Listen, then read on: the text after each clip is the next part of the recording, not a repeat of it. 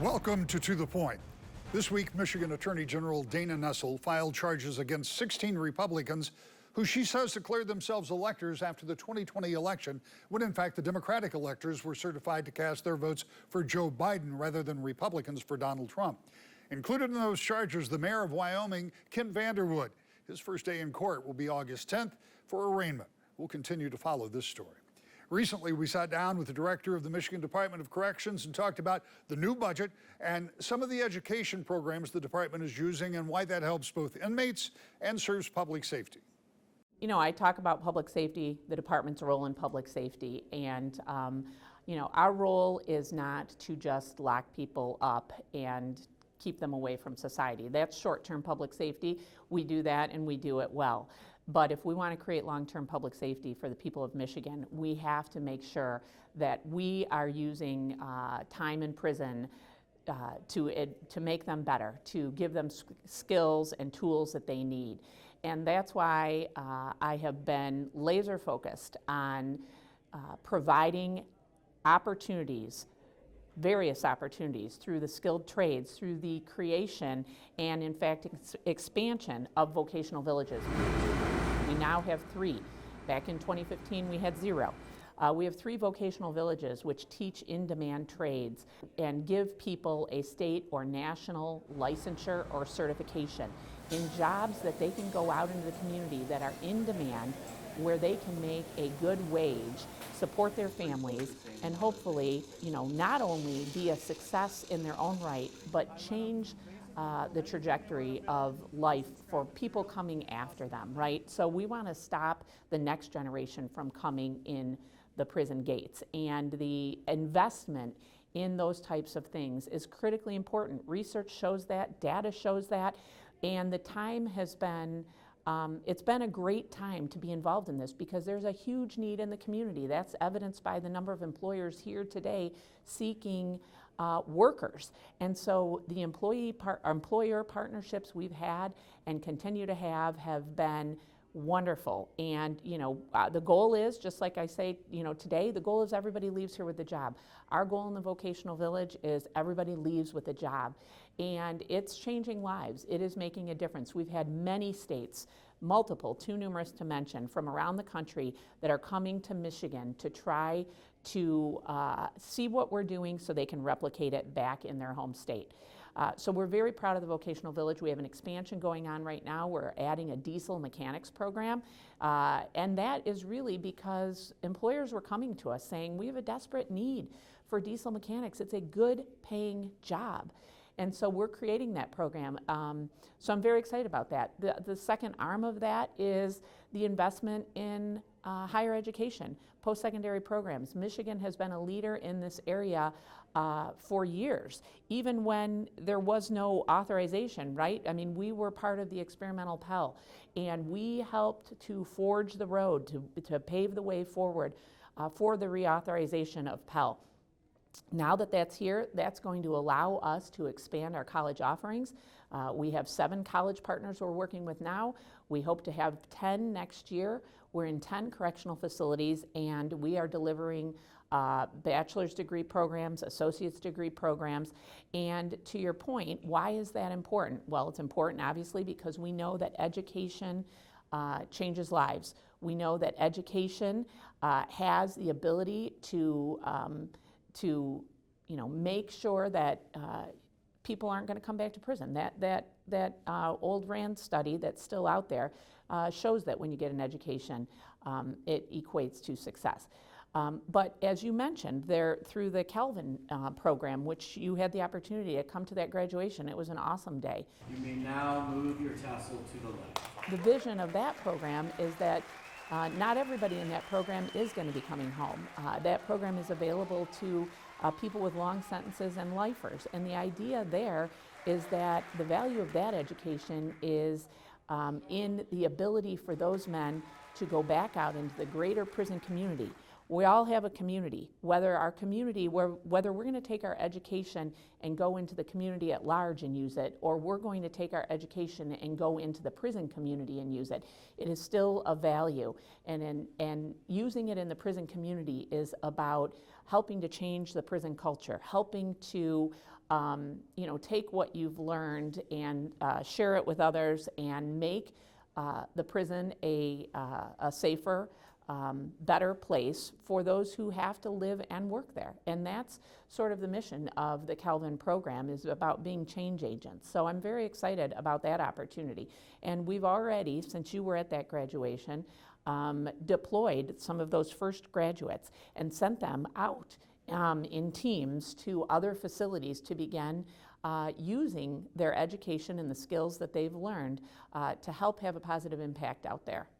That education gives, I suspect, the men and women that have those opportunities a sense of being, a sense of worth, a sense of doing something. But the one inmate I talked to said, it gives me hope. Mm-hmm. That's something that's hard to find for people who are incarcerated, I suspect. Sure, I think it is, but I feel like people always want to focus on the negative. I'm happy to talk about all of these things that we're doing, because the reality is we're doing so many positive things to improve the lives of people who touch our system, and it does provide hope. And that's why I'm so grateful for all of the college partners and all of the individuals who believe that people can turn their lives around, and that hope is a very powerful thing. And so I think it's very hopeful. I think that it is making a difference, that it's having an impact. And one of the most prideful things that you can experience is participating in some of these graduations. And I have made it a point to attend every graduation that we've had. I don't think I've missed any. And we invite families in. We never used to do that, but it's hopeful for them too. And they're a part of the community. And the hope and pride that they see, that they have on their faces when they see this thing happening right in front of them, something that the graduate themselves didn't probably ever expect to happen, and their family probably didn't expect it either.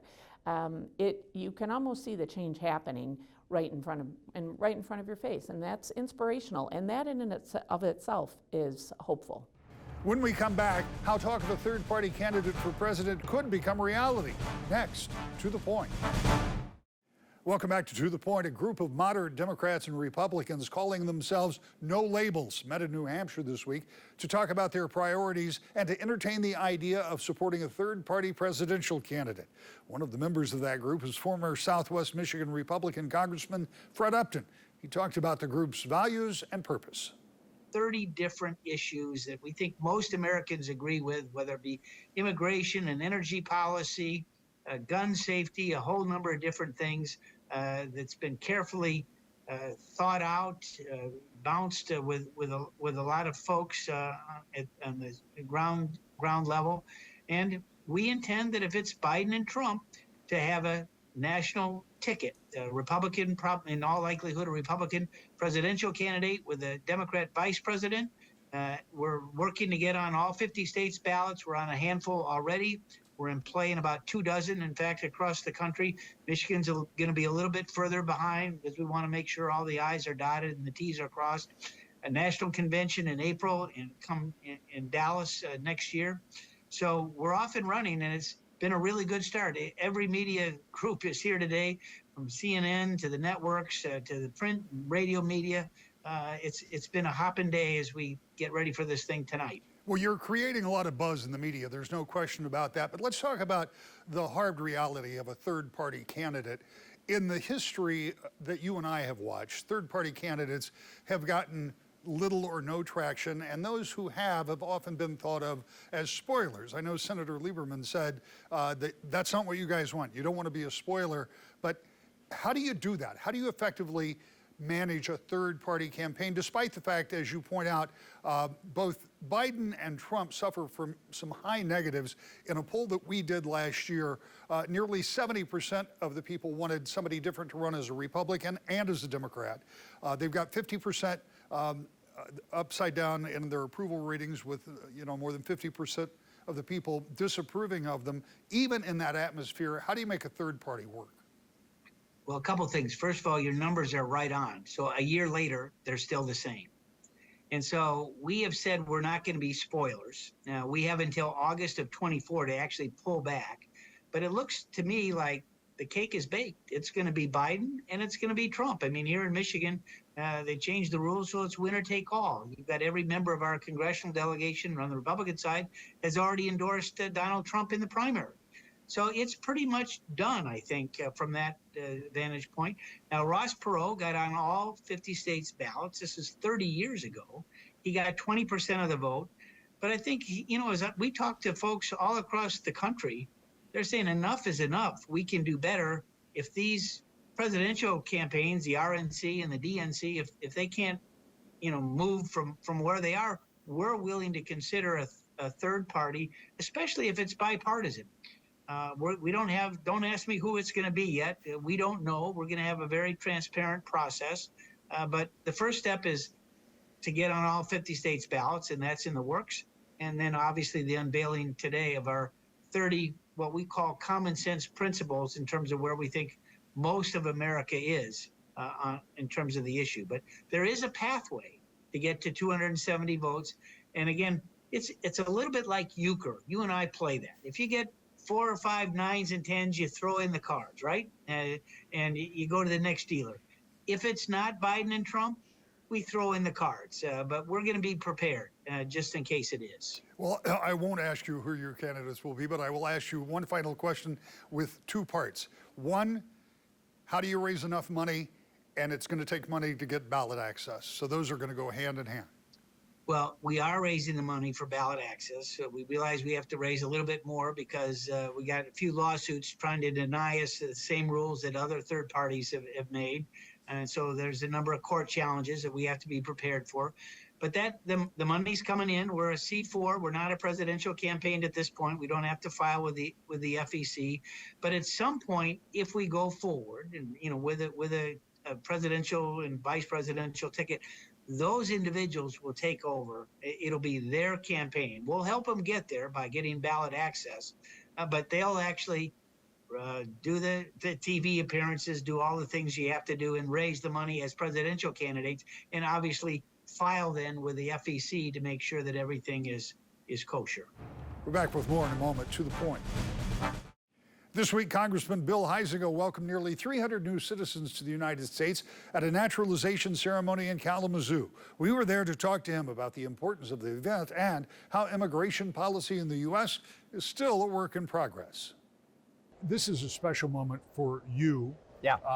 You have your own very personal stories about immigration. We know so many people in our area who have immigrated to the country. Almost 300 new citizens that will become citizens today.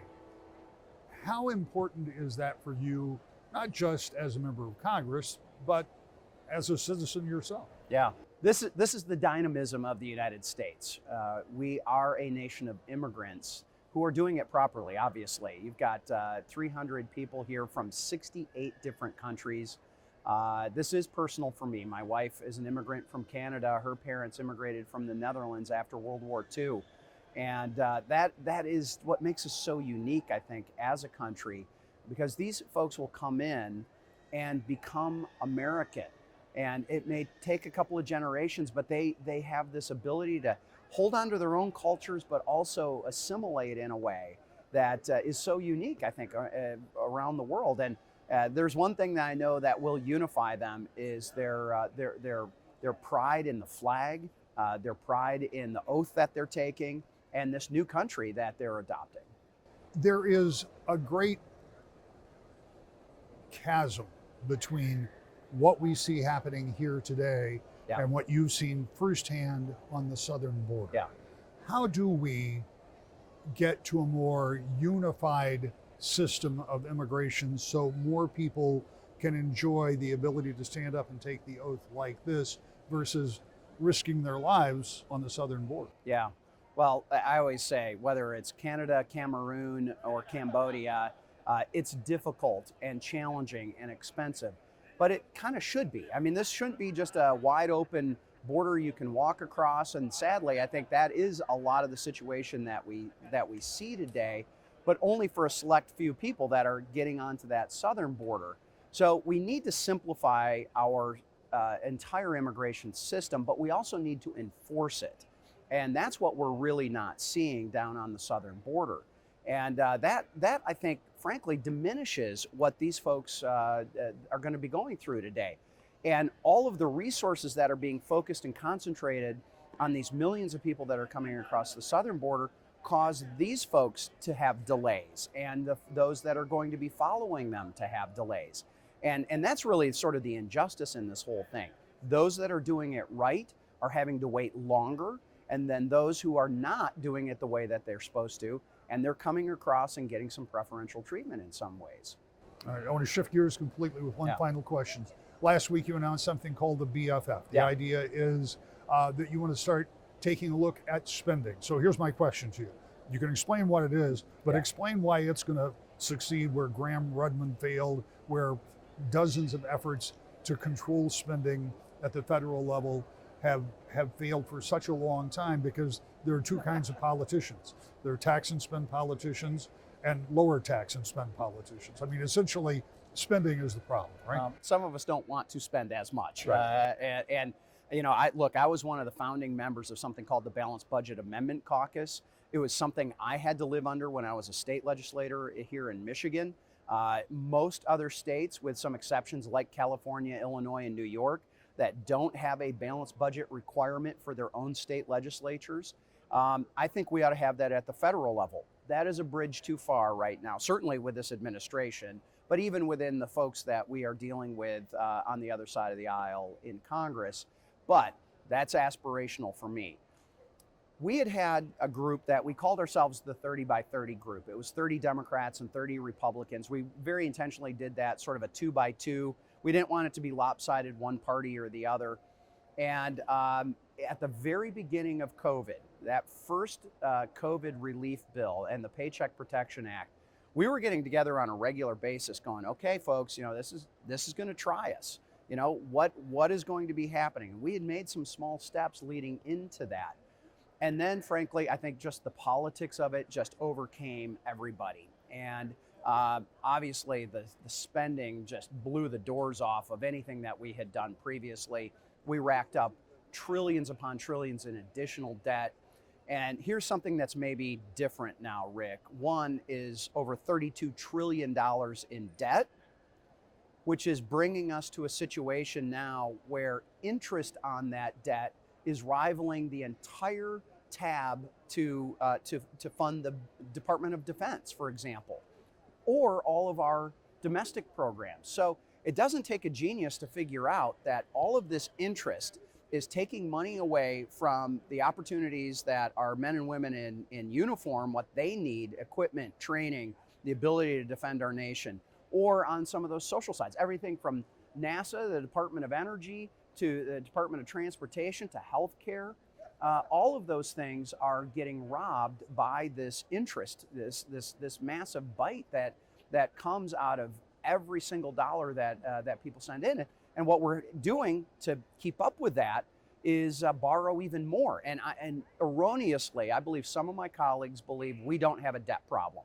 I think they're absolutely wrong. This has to be more than just being able to keep up with an interest payment. This has to be about solving this for future generations, because otherwise we will not be able to be the force for good that we are around the world and internally in our own country if we don't solve this. Also this week, a new face on the political scene says she will challenge Congressman Huizenga for the 4th District seat next fall. We talked with Democrat Jessica Swartz. Tell me about your background and how that background works into your decision to run for Congress. Absolutely. Well, I was born and raised here in Grand Rapids. I'm a Grand Rapids public school kid. Went to Michigan State and ended up going to American University in DC for law school. And from there, I was an appellate attorney for Department of Veterans Affairs. And in that, I realized that working for the public, the government public interest really was what I'm drawn to.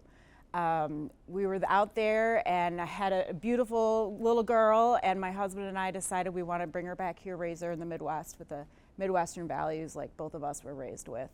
And then, as you mentioned, I got involved with Voters Not Politicians in 2017, a nonpartisan group. We worked across the state to end the gerrymandering to make elections more fair.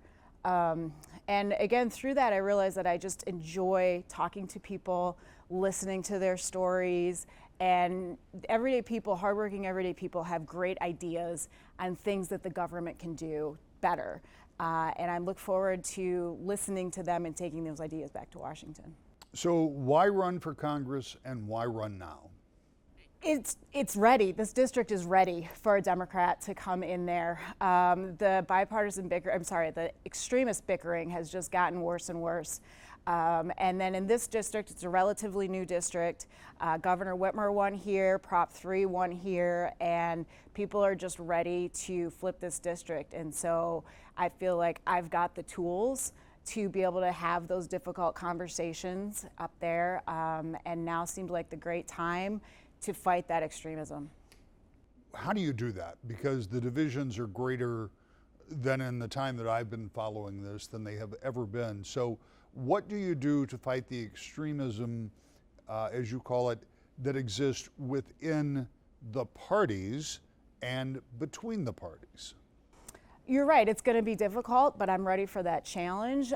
So one of the things, here in West Michigan, people are just working hard. They've got their heads down, and they're not interested in all that extremism. So one of the things that my jobs have prepared me to do is to sit and have tough conversations with people who disagree with each other. One of the things that I'm especially good at is taking complex issues, breaking them down to the simplest pieces. And I think by doing that and coming to the table, being truly honest and open and ready to hear, that between myself and some others in my delegation, that is something we can do. We can start to make that change. What are the biggest issues that the country faces that you would have to look at as a member of Congress? And when I think about those things, I mean, they are myriad, from everything from comprehensive immigration reform, which hasn't happened for decades, though people have been talking about it, spending controls, which hasn't happened ever, though people have been talking about it for decades. Are those things that you're focused on, or what are the most important things for you? Well, first and foremost, I'm going to focus on the things that my district needs and wants. And those things right now are getting the economy, the environment, and extreme attacks on women. The cost of living keeps going up, and wages and salaries are not going up to meet it. So that's something I want to focus on. Protecting our Great Lakes, especially Lake Michigan, which we're so close to, and clean drinking water. And making sure that the national legislature doesn't come in and overwrite the will of the people in Prop 3. When you think about where we are today in terms of the political divide and the way Washington functions or the way it dysfunctions, how do you hope to change that? Because, again, I've covered this for a long time. There have always been divisions, but there has been an underlying civility that seems to have eroded, and that ultimate understanding that everybody is in Washington more or less for the same reason, at least to me, does not appear to be there anymore. Is there a way you can bring that back? Not one person, I don't Right. know. I certainly hope so, and I absolutely agree with you. I was an intern on Capitol Hill in the 90s, and that feeling was definitely there, that we were all fighting to get to the same end, which was improve our country. We just disagreed about how to do it. Right. I think our district, Michigan 4th, is a very purple district, and people really are, for the most part, willing to talk and listen to each other. So my hope is that by sending me to Congress, there'll be one more person who's willing to sit down. I'm a pragmatist at heart, and I hope to start the change, or at least there's a group of folks there who are trying to make that change, and I want to be part of it. That's all the time we have this week. See you next time. To the Point.